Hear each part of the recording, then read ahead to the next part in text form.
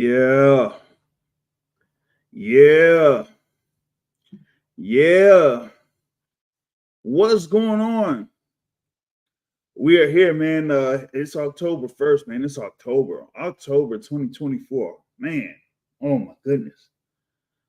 Where's the year gone? Where's the year gone? We're here. This is the Boxing Source podcast. Of course, I'm your host here, the Boxing Source, self R. Bell. And you know what? We're still I'm still recovering from going over to London, and then here the following weekend, I was up in New York City and Atlantic City there, and just getting back, still getting settled, still have a number of things here that I'm doing, so just trying to get my bearings back from that because shoot, I still haven't even really caught up with doing pictures from the event there on Friday night. There, of course, that was headlined by Michaela Mayer versus Sandy Ryan. Of course, there was a lot of backstory behind that. Hopefully, I get into that, but I'll probably do that here later on, probably on the midweek report or something. Because yes, I'm gonna still do the midweek report on Wednesday night, right? But wanted to go ahead and tackle a couple of topics here, a couple of main topics here on the boxing scene. Hopefully having a guest or two here, on with us to, kind of like give their insight on it. Big shout out to my guy Joe, of course, War Week Boxing, here live. He's gonna, have something here live a little bit later on his channel. So y'all could go ahead and check that out as well. But I'm trying to just get into it, get into the mix and everything like that. Show your support, hitting the like button if you're watching live on YouTube or Rumble, right? And we're probably we're planning on having a little bit of changes here and there when it comes to live stream within a couple of weeks. So you'll get some news on that here in a bit. But wanted to get into what's going down as far as like the 154-pound division, right? Because last week we were supposed to get something, what I'm saying? We're supposed to get what's going down when it comes to the World Boxing Organization and the 154-pound division. Yeah, we were supposed to have something going down, when it came to that. You know what I'm saying? But we were waiting on to see if they, had agreed to, terms or anything like that, or if they say, you know what, we're gonna table it, or if it was gonna go to purse bid. But what ended up happening was that there was a resolution there, and of course it's through the WBO Championship Committee. Yeah, man, let me see if I can pull it up, man. I'm gonna see if I could, pull it up for y'all, and run this thing here real quick. Because WBO be WBOing, as I say, the IBF be IBFing. All right, so this should be it right here. You know what I'm saying? Check it out. All right, and there, it says like WBO Championship Committee is a resolution when it comes to the junior middleweight division, as they call it, there for the WBO, or as we say, super welterweight. I say super welterweight because it's super. All right, now you have parties there. Terrence Bud Crawford says WBO World Champion, should say WBO World Welterweight Champion, and interim WBO Junior Middleweight Champion, and Sebastian Fundora, the WBO Junior Middleweight Champion. It probably should have put the representative of Terrence Bud Crawford on there, as that would be the representative for Terrence Crawford, as Samson Lukowicz is representative for Sebastian Fundora. He's the head promoter. He's pretty much like the manager there for Sebastian Fundora, of course, of Samson Boxing, right? So there's that. Now, pretty much says here, August 28, 2024, WBO had ordered that whole thing with the mandatory between Terrence Crawford and Sebastian Fundora. And said we, 30 days, strike a deal or purse bid, right? Okay. Then September 30th, WBO got an email. They got an email there from Harrison Whitman on behalf of Terrence Crawford requesting a 10-day extension of the negotiation period. And on the same day, Samson Lukowitz ratified the petition via email agreeing to the extension. So you say, hey, they agreed on the 10-day extension, and the WBO says, all right, cool, bet. We'll grant it. You know, and then they still had the whole thing reference to provisions, through rules, regulations about the negotiation period and everything like that. So that's the whole thing that's going on with that. Pretty much like has that resolution reference to it just extending the negotiation period for 10 days. So my thing is, man, okay, if they're gonna have 10 days on this joint, are they working towards a deal? Are they going to actually work towards the deal? Let me see here if I could have this real quick and go here, man. Shout out to Trill Clinton, man. As it is always, oxtails, man. It's all about the oxtails. You know how it go. You know how it go. But yeah, now check it out. So of course you had the whole thing that happened, March 30th or whatnot between Sebastian Fundora and Tim Tszyu. Before that, folks talking about, okay, maybe it'll be, the winner of that will face Terrence Crawford, as Terrence Crawford was moving up to 154 and would be, as the WBO Super Champion at 147, would be the mandatory challenger. So had a fight. Sebastian Fundora got the decision. So Sebastian Fundora got the WBO belt. Then you had the whole thing in reference to WBO placing that order, but you had, Sebastian Fundora pretty much like, injured. So he was pretty much like out of commission for a bit. But at the same time, Terrence Crawford was pretty much in negotiations or pretty much locked down his fight that he was going to have, there against Israel Majumov, right? So, okay, cool. You go ahead and have that. WBO said, you know what? Let's add the interim belt onto that fight so he can get some money. And that's what they did, all right? Just being real. That's what they did. They got some money. All right, so that fight happened August 3rd. Terrence Crawford won by decision. So he's WBA champion and WBO interim champion. So then WBO, they said, hey, man, we want some stuff too. We want to get on the action. We want to see if we can make, put our foot in to try to get like the biggest fights possible within the division, right? So they had ordered this whole thing, and here on the Boxing Source, a few weeks back, pretty much like over a month ago, we had a conversation with Samson Lukowitz. Samson Lukowitz said that, hey, he wanted to go ahead and have that bout, made between Sebastian Fundora and Terrence Crawford, but he wants, a good enough slice of that cake, pretty much like he said, he wants a good enough slice of that cake. He don't want a little slice of the cake, when it comes to the whole split thing, and he said, hey, if you're not, able to share enough of the cake, listen, we'll walk away from it. We'll walk away. So I guess in this sense, they got about 10 days to see, how big of a slice of the cake is Samson Lukowitz and Sebastian Fundora gonna get. Looks like we're I guess supposedly gonna find out reference to that, right? But at least for me, I've kind of like had doubts. I've had doubts in reference to Mr. Terrence Bud Crawford. But to go into that a little bit more, I'm gonna have my guy on here.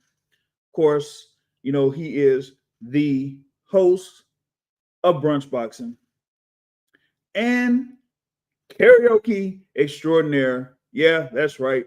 It's brother Matt in the building. What's going on? Hey, yeah, what's good, man? I'm happy to be on the Boxing Source. I'm a little disappointed that we didn't get a resolution to the Terrence Crawford Sebastian Fundora situation. Although we did see that Terrence Crawford asked for an extension, and Sampson and Fundora was nice enough to grant him his 10-day extension. I have a few theories about what's gonna happen in this situation, and none of those theories ends with Terrence Crawford versus Sebastian Fundora in 2024.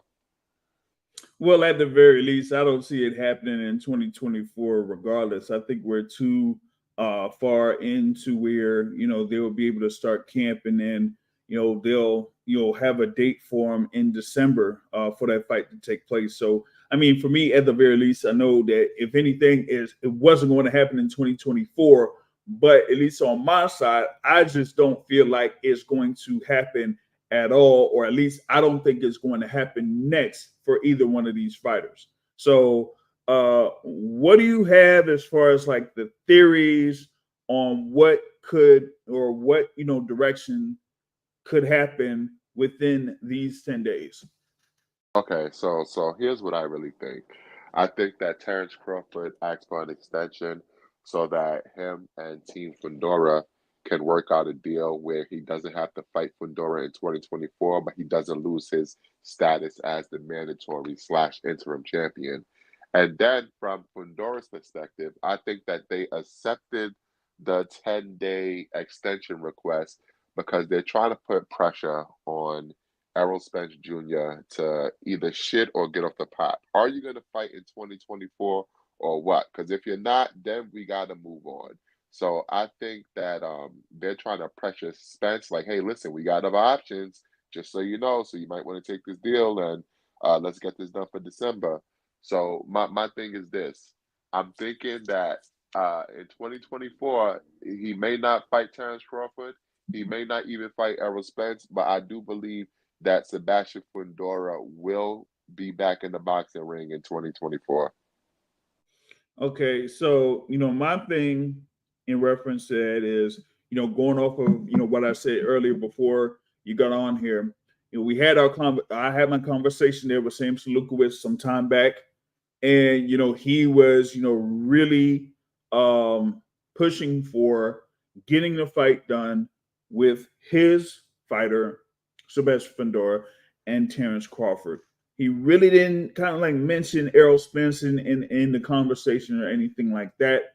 But going to what you're saying is, Sebastian Fundora is kind of like on the driver's seat, holding the WBO and the WBC super welterweight titles because it could have that option of, hey, if Errol Spence is interested, in still fighting Sebastian Fundora, that's still, some good money for me. You know what I'm saying? Or I have this option here with Terrence Crawford, given that he's, working with Turkey Al Sheikh and, they want to invest in Terrence Crawford. So, hey, if you want me to be an opponent, hey, I want some of that money. I want some of that money. So Sebastian Fundora is like, hey, I'm sitting pretty off that, So I'd be very interested to see how it goes.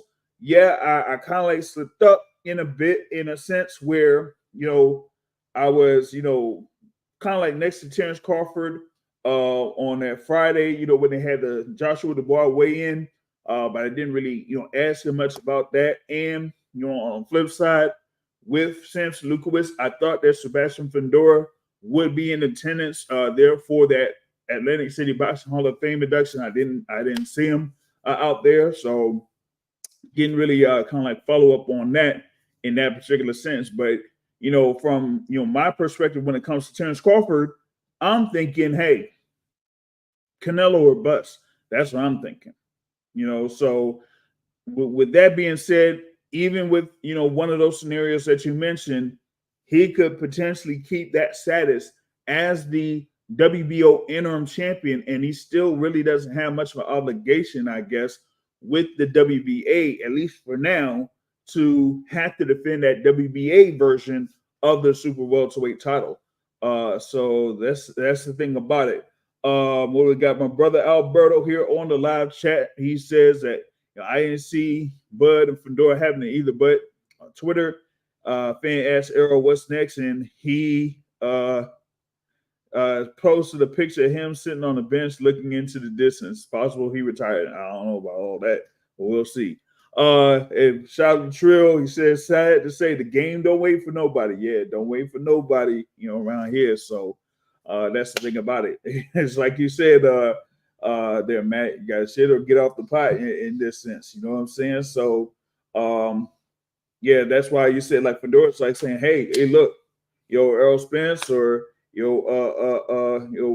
AC Adrian Clark or who else is dealing with Errol Spence. Hey, we got this thing going here right now. We trying to get back in the ring either by the end of this year or the beginning of the next year. What's your move?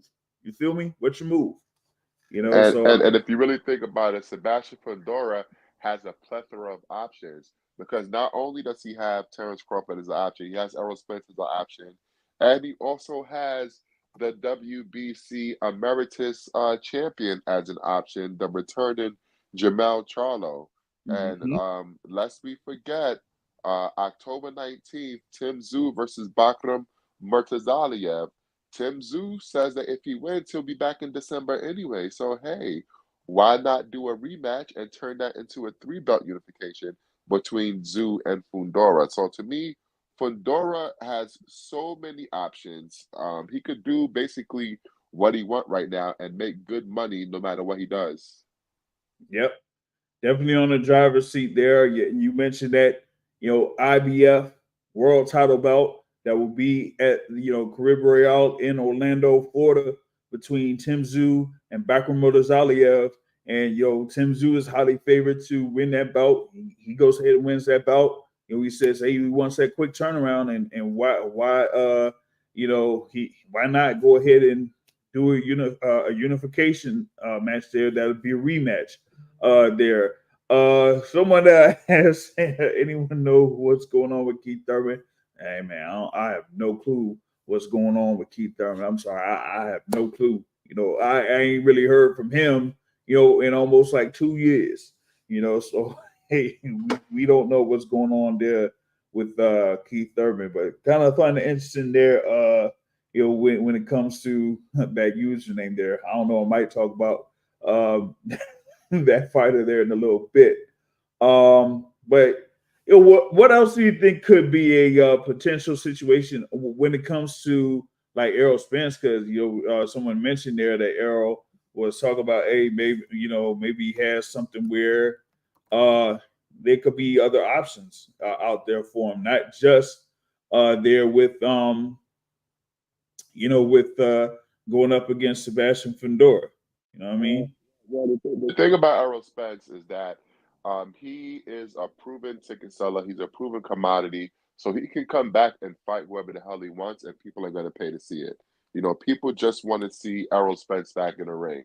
Now, I do wonder what's going on with that training situation. Maybe you can shed a little bit more light on that. But I think Errol Spence, I think he comes back. I think ultimately we will get the Fundora fight. But if we don't get the Fundora fight, you have guys out there like a Erickson Lubin. You Mm-hmm. have maybe a comeback fight against the Jesus Ramos or somebody like that. There Mm-hmm. are a lot of options, a lot of viable options for Errol Spence. He just has to make sure that his situation is right and he needs to get back to work really quickly. Yeah, yeah. The thing there with the whole trainer situation, maybe they come up with a settlement of sorts or something like that because from one aspect, he still deals with Derek James there indirectly, of course, because Derek James is the head trainer there for Frank Martin, who Errol Spence manages at the very least. So you do have that plus you got Adrian Clark that is also the manager there for multiple fighters there, including Errol Spence. So as far as like that training situation, hopefully that straightens itself out, or maybe it has and it's been kept under wraps. But also like you said, Errol Spence still has those multiple options out there, the 154-pound division, as far as like a comeback fight is concerned. So hey, I mean, it's like you could see a whole lot of things going on here when it comes to 154 pounds. You know what I mean? So that's the thing about that. Um, yeah, Coach Ronnie, spoke with Coach Ronnie last weekend. We were scheduled to see if we could speak with him today, you know, but we haven't heard much from him as of yet. So hopefully we could catch up with him a little bit later, as he's been really busy with a lot of his fighters, particularly in the 154-pound division there. So there's that. Now, real quick, going quick to the next topic. We've had some reports floating around here and there. Uh, you know how it is with me when it comes to Gervonta Tank Davis. They're saying like, hey, he's gonna be fighting in December, and he's gonna be fighting WBA 130-pound champion Lamont Roach Jr. Um, he that Lamont Roach has been floated as a potential opponent there for Tank Davis here, maybe for December or something like that. But at least for me, unless if I hear anything from one particular side in reference to Tank Davis, and then another side here in reference to Lamont Roach Jr., then I ain't really going with what's being said. But what I can say is with Tank Davis, there have been multiple opponents that have been pursued to try to make a fight, and yet it didn't necessarily happen. You know, so when it comes to that, now all of those options are kind of like dwindling down. And when it comes to seeing if Tank Davis is going to fight before the end of this year. Now, when I had spoken with one of his trainers a few weeks back, he was seeming like, hey, maybe those options aren't necessarily available, by that particular time. So Tank might, sit it out until the beginning of 2025. But at least for me right now, as far as like these reports are coming out, I'm kind of like holding off on that because remember, a couple months ago, some folks were out there talking about, Tank Davis and Shakur Stevenson agreed to terms on a deal to fight, and we see how far that went, right? Okay, cool. So now, in reference to all of this, like I said, I'm gonna hold off on that here for a little bit until I hear something or see something from particular parties in reference to all of that. Brother Matt, you got any thing as far as like what's going on with these supposed reports? Oh, listen, I'm of the belief that I'll believe it when I see it. Now, the WBA did announce that they granted a special exemption for Lamont Roach to pursue a fight with Tank Davis. But for some Mm-hmm. reason, people took that as an announcement that the fight is done. No, it just means that they cleared the pathway for the fight to get done.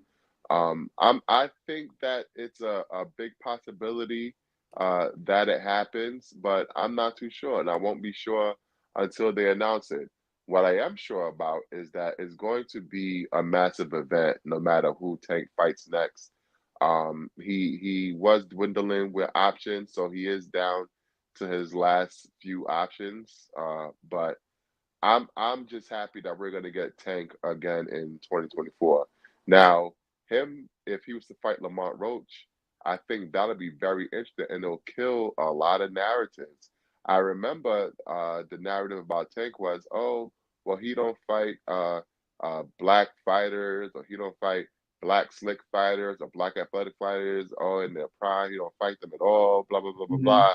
And now we would have two back-to-back black fighters that Tank Davis is fighting. So I Mm-hmm. wonder if people will kill that narrative, or if because they don't really like Lamont Roach or don't know how he is as a fighter, are they gonna just lambast the fight? I'm not too sure, but I can't wait to get the announcement. I heard that the announcement is coming within a few days, so we'll see what's what. Yeah, and you had pretty much like mentioned it there when it came to the World Boxing Association, as they, kind of like said there that, they granted the special permission to the super featherweight world champion Lamont Rose Jr. to move up to face Tank Davis for the lightweight championship on December 14th. So they pretty much are, trying to, say, hey, if they're gonna have it, if they're gonna have the fight, and if it's gonna be for this specific date, we'll say, hey, you go ahead and have it. Whatever happens, whether you're able to win, you'll give, the option to choose if you want to stay there at 135 or go back down to 130.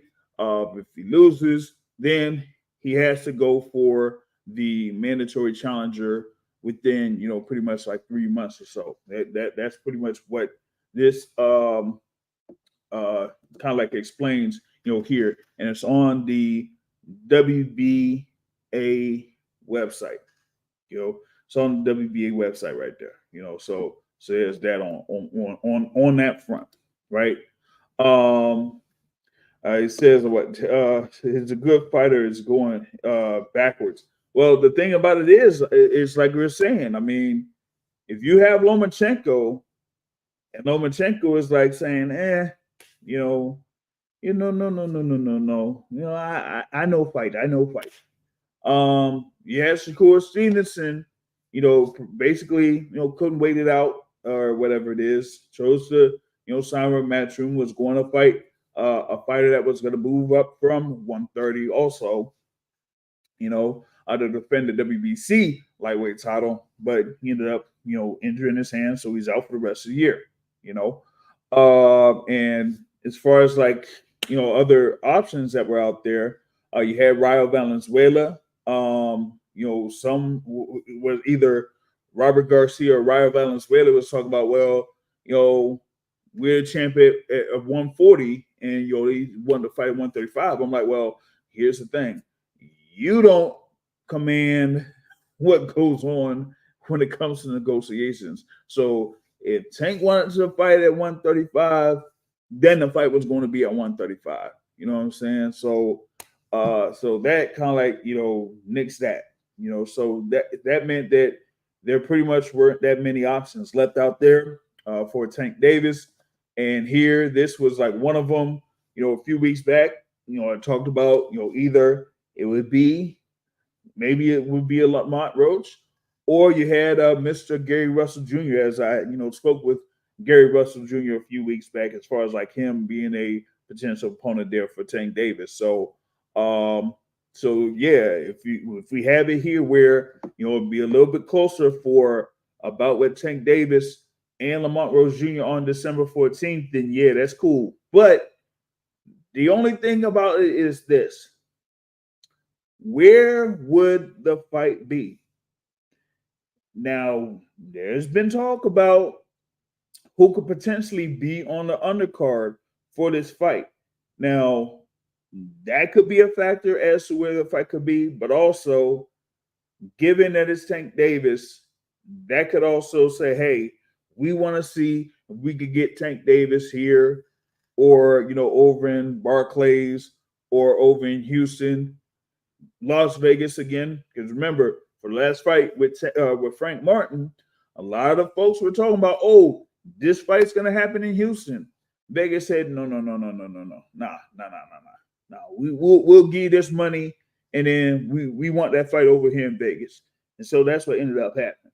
So now, given this particular situation, I want to see how this thing works out, because they were also talking about maybe David Benavidez being involved in the co-feature bout once again here for his Tank Davis card. So we got to see how that goes.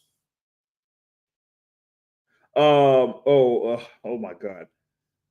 Someone says in the live chat, the problem I have with Tank is he should be fighting Edwin, but he and his team know it's a big risk.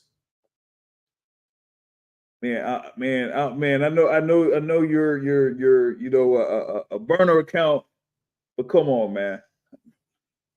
Why are y'all giving Edwin De Los Santos all these daggum chances? No, I'm not having it. I'm sorry. I'm not having it. Okay. We saw what happened with him last year. I told you, I don't want to see Edwin De Los Santos on my screen this year, probably next year, and the year after that. I don't care. He let me down. He disappointed me. I I didn't pick him to win against. I didn't pick him to win against Shakur Stevenson. But at the very least, you got to be able to have some type of performance against Shakur Stevenson. It's your first chance at a world title, and this is what you do. Nah, I don't want to see him. I'm sorry. I just don't want to see him. You know what? I think. You know what? I think that particular count. I think that's Ezra. That got to be Ezra right there, man. Matt, that's got to be Ezra on here. No, I'm just kidding. I'm kidding. It's not Ezra, man. He wouldn't do something like that. But yeah, I I just don't understand why Edwin De Los Santos would be put in a position to fight Tank Davis after his performance pretty much a year ago. Like I don't get it. You know, I just don't understand it. It's a a crazy situation there, man. Um, but Matt, what do you think? Do you think? Yeah, are you leaning towards that being the fight and potentially it being on December 14th? I don't know. He might be off busy or somewhere or something like that because I was trying to see what he had as far as like his thoughts on what could happen there with that fight. But yeah, I want to see what else could potentially happen because I know that we've kind of like heard some things in reference to David Benavidez on two fronts. One, that he could potentially face Jesse Hart around that particular date of December 14th. Now, there also, was another rumor in reference to David Benavidez in that he could potentially face David Morrell Jr., but you really hadn't seen much progress in reference to all of that. And we're trying to reach out to, particular representatives, involving both parties. It doesn't include Samson Lukowitz and was not able to get a response from them, at least as of yet. But I'm going to continue to follow up with that because, that had been one of the fights that, fans wanted to see at 168 pounds. But both David Benavidez and David Morrell Jr. are currently at 175 pounds. So, we have to see, how that goes in reference to that front. But yeah, I mean, I'm still like I said, I'm still recovering from the weekend. You had the fights that happened at the theater at Madison Square Garden. Someone like kind of mentioned Xander Zayas. He was on that card. You had Vito Milnicki Jr. on that particular card. You had Bruce Carrington versus Suleiman Sagawa on that card with a pretty contentious decision on there. And you had Michaela Mayer versus Sandy Ryan, which is a very entertaining fight, contrary to what Matt may think. But it was a very entertaining fight with a interesting result. But the big story was what happened before that fight, and I'll talk about that there in the midweek report for tomorrow. It says he wants to see a boxing source versus lights out James Toney in a 6-round exhibition fight. Come on, man. Come on. Hey, man, I get stopped at like within 1 or 2 rounds. even now. I was out there at the Atlantic City and saw James Toney out there, man. I'm telling you, he's still a competitor through and through, man, regardless of his age, but he's still a competitor. So I ain't necessarily trying that. You know what I'm saying? I ain't necessarily trying that. Just one other thing here, real quick. Like I said, it's pretty much like a shortened version of the Boxing Source podcast, because like I said, I mean, I'm still, trying to catch up and everything from, 2 very busy weekends and all that. I know we got some good fights that are coming up here within the next couple of weeks that I'll be able to talk about here in future podcasts, right? Because of course we got the undisputed light heavyweight title fight that's coming up October 12th, and we got like a few other things that are going to be going down here within boxing. I know we got Junta Nakatani that's also going to be in action. I did mention there Tim Tszyu versus Bakram Murzaliev that's going to be in Orlando, Florida on October 19th. But we also had some. I guess it's been some talk in reference to Devin Miles Haney.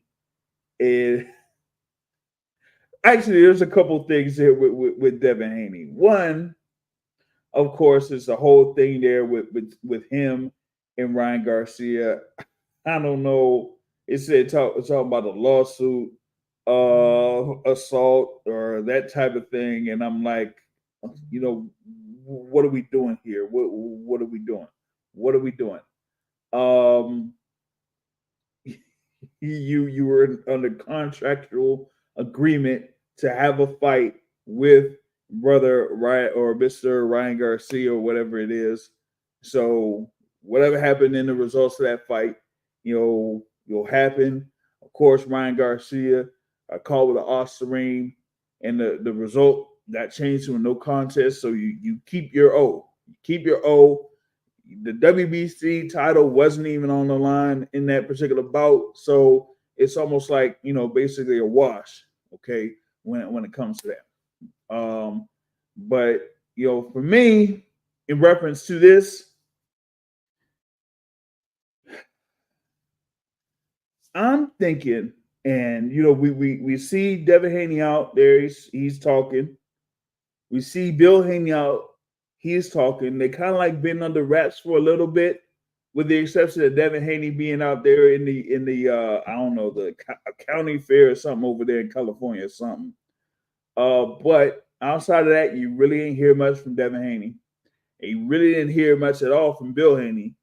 Now you're hearing from both of them. And what I'm thinking is what I thought from a few weeks back when they had the whole thing with the osirine and all that type of stuff that pretty much came out. I'm thinking they're setting the stage for a rematch between those two fighters. I think they're planting the seeds for a rematch to happen between those two fighters, because as I was mentioning a while back, the biggest fight that they could possibly make out there is with each other once again. So as of right now, you really didn't hear much from Devin Haney. You had the whole thing when it came to the mandatory challenger, who was was it Sandor Martin, and we saw what the bid was for that. It was pretty much like 1.3 or 1.6 million dollars for that particular fight. So Haney wasn't going to be going for all of that. Y'all know that. So it's like, what other option would have been out there for Devin Haney? And the only thing I've seen was for Devin Haney to go ahead and fight Ryan Garcia once again. Maybe, I mean, that's what it's looking like. That's what it almost seems like they're pretty much playing the first seeds to see how that goes. Outside of that, I really don't see any other options out there for Devin Haney, and of course with Ryan Garcia, because you ain't really seen anything out there like Ryan Garcia is really fighting anybody. You talk about potentially fight Manny Pacquiao after Manny Pacquiao had that exhibition fight, and I'm like that definitely ain't gonna go down either. So that's why I say, as far as like the most lucrative fight out there for both fighters is against each other. You know what I'm saying? So that's the thing there with that. But that was my quick hit in reference to that particular topic. Not sure if Brother Matt is still here with us. If we could talk about a few things here, but I just kind of like wanted to make this particular podcast, short, and move forward. Get to the midweek report while I'll go through that fight card that happened on Saturday. There more in depth, but as I was mentioning here with the main topics, there Terrence Crawford, his situation there with Sebastian Fundora, WBO had granted, 10 more days. Like I said, you have various situations there with Sebastian Fundora. He's pretty much on the driver's seat as a unified champion there at 154 pounds. So don't be surprised that there still isn't a deal in place for those two to fight each other. And that, maybe as Matt said, that Terrence Crawford could work out a deal to where he keeps his status as a WBO interim champion until later on in 2025, and then see what happens with Sebastian Fundora and his option, whether he fights Errol Spence or he could potentially fight the Tim Tszyu Bakamurdo Zaliev winner in the unification, and then have Terrence Crawford fight the winner of that. Or I don't know, maybe Terrence Crawford could fight Virgil Ortiz Jr. Who knows? But those are, a whole lot of options there at 154 pounds, there. And that's just something there that, us as, media, fight fans, all that type of stuff, we'll just, go ahead and look out for. Said the thing there with Tank Davis, WBA pretty much like laid the foundation of, what could potentially happen out there as far as like what's next for Tank Davis. But, until I see something, there, at least with both of those particular parties, then I ain't really going to go much into that. I could get in contact with one side in reference to it. And I also do want to see what happens there with Cigar Talk, particularly in a couple of days, as they say that Lamont Rose Jr. will be interviewed there on Cigar Talk. So I want to see what happens with that as well. You know what I'm saying? So you do have that. And, I said the thing there in reference to Devin Miles Haney. So it is what it is when it comes to Devin Miles Haney. But that's pretty much all I got here on this particular Boxing Source episode. Like I said, keeping it short, within 45 minutes or so. So it's been one of the shorter Boxing Source podcasts here for a bit, but it's still, according to reports, the longest running boxing podcast in existence. Okay, so there's that. So with that being said, biggest for everyone that's listening live, go ahead and share this, whether it's through YouTube, Rumble, or eventually it'll be available through podcast or audio form there, through Apple Podcasts, Google Podcasts, Spotify, iHeartRadio, all that type of stuff. So y'all can listen to it, just through your audio during that. But I'll work on that here because there's still a lot of catching up I got to do when it comes to getting those episodes online there on audio form. But with that being said, hey, that's all. That's it for me. I'll catch y'all later.